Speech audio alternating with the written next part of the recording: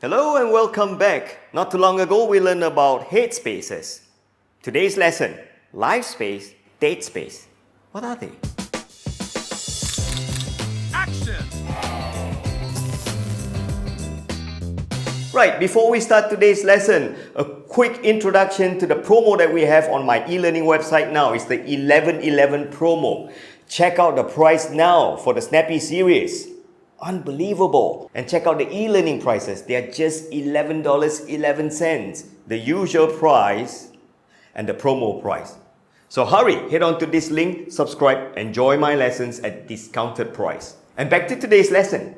Meet our model, Jasmine. Let me take a shot of her now. As you can see, I composed her to be on a rule of third. That's all fine. She's facing the camera, so there's no life space or dead space to worry about. But what if she turns her head like this? And I take a shot like this. This is called a rule of third, but with the subject's face facing the life space. It's called a life space because Jasmine's face is facing the larger space, and hence the life space. But what if I take a shot of her this way? She's now facing a shorter space, and this is what photographers or advertising agencies call a subject facing a dead space. That's not a good thing.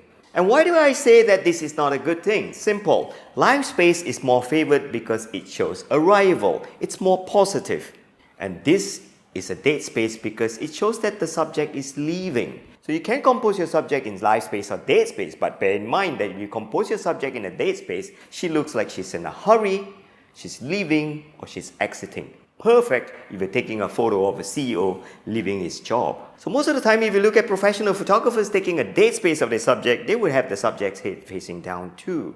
Doubles the negativity. Head down and leaving. Kind of like living in a shame maybe. So news journalists do this a lot.